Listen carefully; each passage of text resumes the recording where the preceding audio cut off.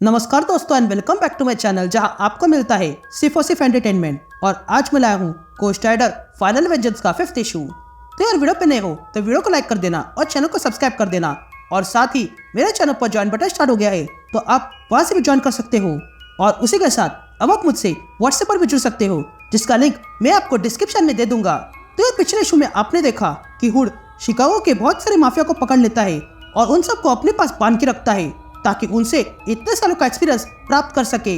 लेकिन तभी कुछ हेलमोट के वैम्पायर्स माफिया के खून पीने लगते हैं जिसके कारण हुड क्रोधित हो जाता है और उन सारे वैम्पायर्स को मार गिराता है। तो वही दूसरी ओर जॉनी ब्लेस और जेप शिकागो आ रहे थे। तो अब आगे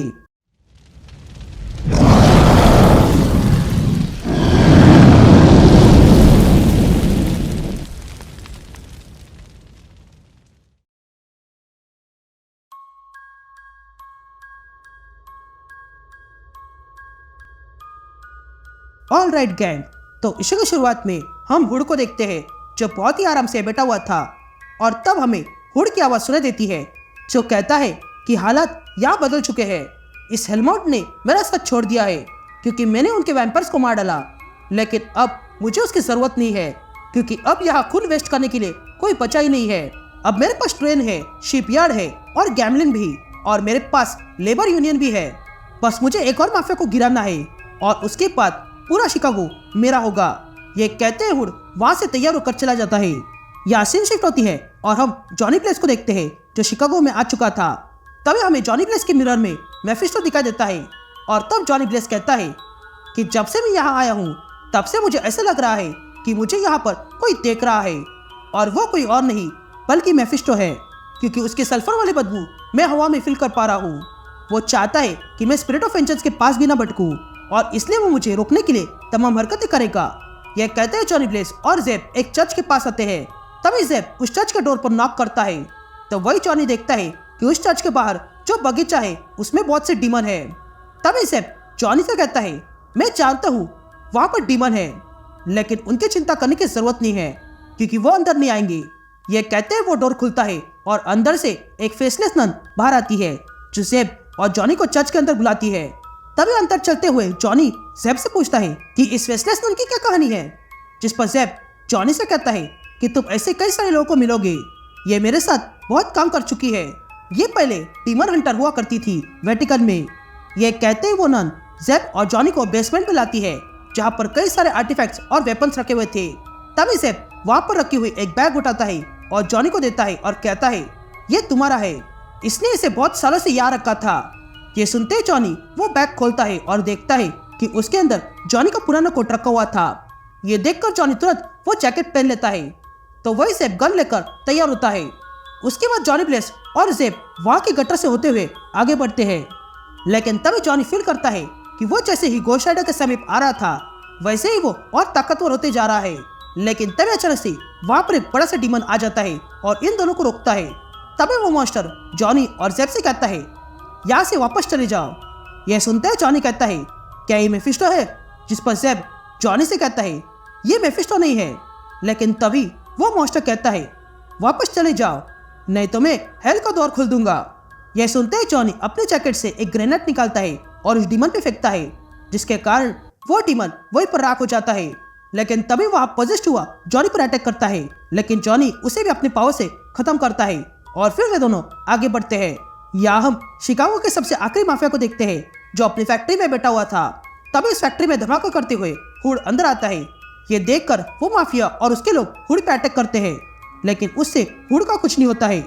और तब वे सारे लोग देखते हैं कि उनके गोलियां खत्म हो चुकी थी। ये देखकर हुड वहाँ के सारे गार्ड्स को अपने कंट्रोल में लाता है और फिर उन्हें एक दूसरे को मारने को कहता है और वे लोग वही करते हैं।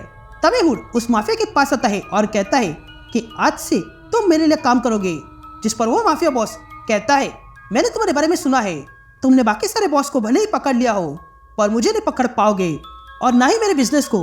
तुम्हें क्या लगा कि तुम जैसे लूजर को मैं ये पूरा बिजनेस दे दूंगा? नहीं, ऐसा कभी नहीं होगा।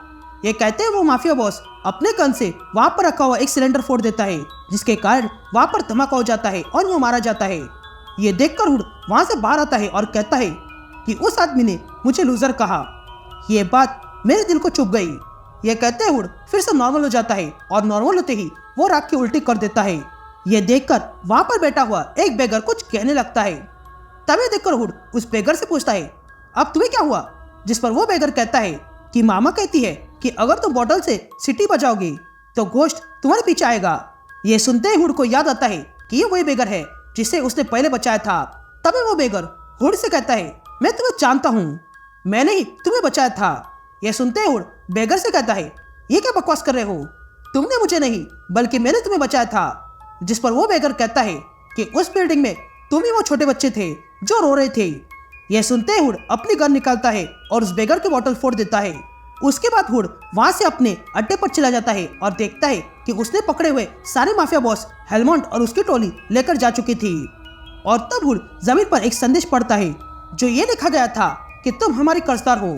ये पढ़ते ही हुड समझ जाता है कि ये वैम्पायर्स उसका पीछा नहीं छोड़ेंगे और वो जानते हैं कि ये वैम्पायर्स उसकी हर एक चीज छीनने वाले हैं। ये जानते ही वो तुरंत अपने घर आता है और देखता है कि वहां पर उसकी वाइफ और बच्ची कहीं पर भी नहीं थी। ये देखकर हुड पूरी तरह डर जाता है और हर जगह ढूंढने लगता है, लेकिन तभी उसकी वाइफ और बच्चे एक कोने में बैठे हुए नजर आते हैं। इसलिए वो उनके पास आता है और देखता है कि हेलमंड ने उसे भी वैम्पायर बना दिया था। ये देखकर हुड को बहुत ज्यादा गुस्सा आता है और वो घोस्ट राइडर बन जाता है और कहता है कि अब मेरी फैमिली बची नहीं है, इसलिए मैं अब किसी को जीवित नहीं छोड़ूंगा। मैं इस ज़्यादातर के जरिए पूरे शिकागो को राख बना दूंगा। ये कहते हुड पूरे शिकागो को जलाने लगता है, लेकिन तभी कोई ज़्यादातर को पुकारता है। ये देखकर हुड हैरान था और तब हुड देखता है कि वहां पर अब जॉनी ब्लेस और जेब आ चुके हैं। तभी जॉनी ब्लेस जेब से कहता है, ज़्यादातर मैं तुम्हें एक चॉइस देता हूँ, या तो तुम मेरे साथ आ जाओ या फिर हेल में जाने के लिए तैयार हो जाओ। And that's it. ये इशू यही कंटिन्यू होता है।